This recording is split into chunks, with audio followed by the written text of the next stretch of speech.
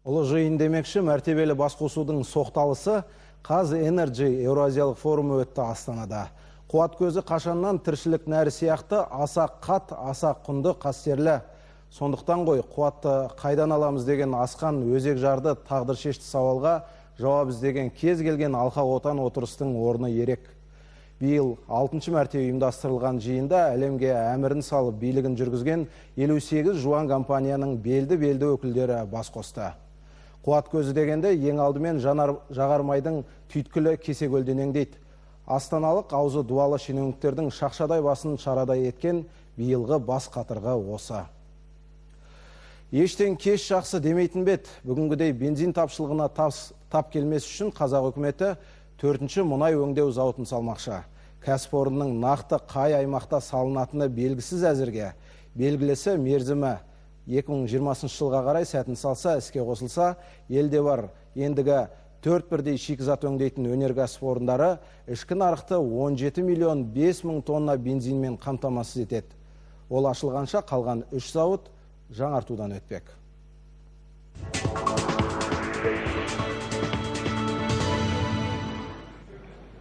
Қазэнерджи Еуразиялық форумы әлемдік 58 алпауыт компанияның басын босқа қосып отырған жоқ. Мұнай мен газды өндіру және оны өңдеу, жаңа қуат көзін іздестіру, қауіпсіз атом энергиясын өндіру сияқты өзекті мәселенің бәрі осы форумда көтерілді. Яғни жаһандық мәселелер қамтылған.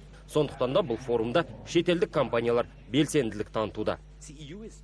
Еуроодақ қазақ елін транскаспийлік газ құбыры жобасына қатысуға шақырады. Мұндай ұсынысты Еуроодақ басқа елге бірінші рет жасап отыр. Оңтүстік коридорды дамыту бәріміз үшін тиімді. Еуропа елдеріне мұнай өнімдері тікелей жететін болады. Ал қазақ елі үшін бұл құбыр жаңа нарық ашып бермек. 2 күндік форумға қазақ елді айрықша мән береді. Алқалы отырыстың ашылуына үкімет басшысы Кәрім Мәсімов, Самұрық қазына қорының төрағасы Тимур Құлыбаев, мұнай және газ министрі Сауат Мыңбаев қатысты. Форумның алғашқы күні Еуразияның энергетикалық геосаясатына арналды. Мұнда әрине жанар-жағармай тапшылығы сөз болды. 2001 жылға дейін мұнай өндіру саласы төмен еді, кейіннен бұл көрсеткіш көтеріле түсті. Бұл әрине жаңадан ашылған мұнай көздерінің арқасы. Ол ең әуелі Қашаған мен теңіз кен орындары. Ресми деректер қарағанда мұнай қоры бойынша қазақ елі әлемде 9-шы орында тұр. Еліміз 20 жыл ішінде мұнай өндіруді 3 есеге, газ өндіруді 5 есеге арттырды. Бір сөзбен айтқанда, шүкір, мұнайымызда көгілдір отынымызда жеткілікті. Алайда бір түсініксіз жайт бар. Мұнай мен газға бай қазақ елі биыл бензин тапшылығына тап болды. Мамандардың айтуынша бұған ресейлік мұнай зауыттары кінәлі. Бағаны көтеріп, бензинді тығып отырған солар көрінеді.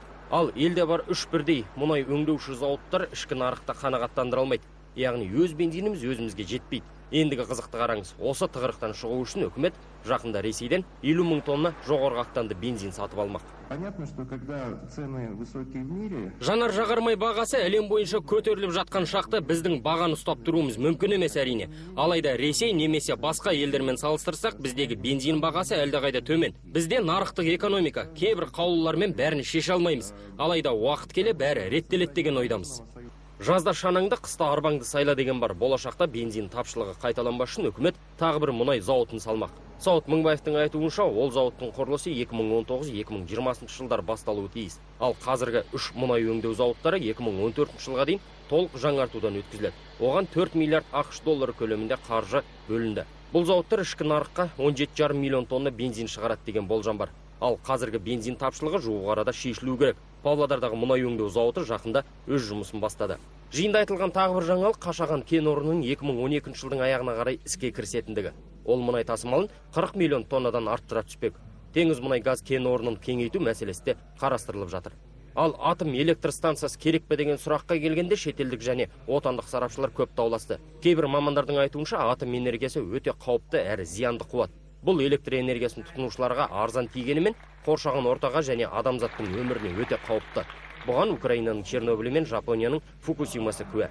Осын жетіп білген Еуропа елдері бірінен соң бірі атом электр станцияларын жаппай жауып жатыр. Ал енді бір сарапшылардың келтірген деректеріне қарағанда шылым шегіп, ішімдікке салынғандар және жол апатынан зардап шеккендер қатары әлдеқайда көп. Яғни атом энергиясынан да қауіпті мысалдар жеткілікті. Тәуекелге бел буып, арзан қуат өндіретін атом электр станциясын салу керек дейді кейбір мамандар. Менің ойымша ол әрине салыну керек. Неге десе, біз өзіміз дүние жүзінде ең бірінші атом уран шығаратын біздің елімізде бірінші ол технология әрине әкеледі. Қазэнерджидің 6-шы Еуразиялық форумына көптеген елдің алпауыт компаниялары үлкен қызығушылық танытқанын айттық.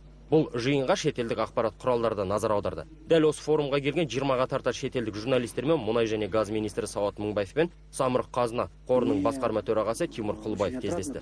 Кездесу баспасөз мәслихат ретінде емес, дастархан басындағы әңгіме дүкен ретінде өтті. Шетелдік тілшілерді тәуелсіздігіне 20 жыл ғана толған қазақ еліндегі жетістіктер қызықтырды. Олар сондай-ақ біздің елдегі инвестициялық климат жағдайын, мұнай мен газ экспортын және ұлттық компания акцияларының халыққа да сатылатынын сұрап білді. Бұл бағдарламаның мақсаты біздің ел азаматтарын нарық қорына кеңінен қатыстыру. Осының арқасында қазақ халқы тұрақты даму жолына түскен ұлттық компаниялардың акциясын сатып ала алады. Яғни халық құнды қағаздар саудасына қатысып ақша табатын болады. Әрине, біз алдымен халықтың бұл нарықтағы сауатын арттыруымыз керек. Ұлттық банк осы бағытта жұмыс істеп жатыр. Қауіпсіз атом энергиясы мен жаңа қуат көздері мәселесі кеңінен талқыланды. Қазақ елі атом энергиясын, балама қуат көздерін және дәстүрлі жылу электр қуатын дамытуға мүдделі. 2015 жылға қарай елімізде 100 миллиард киловатт сағатты құрайтын электр қуаты өндірілетін болады. Бұл энергия 500-ге тарта зауытты тұрақты қуатпен қамтамасыз ете алады.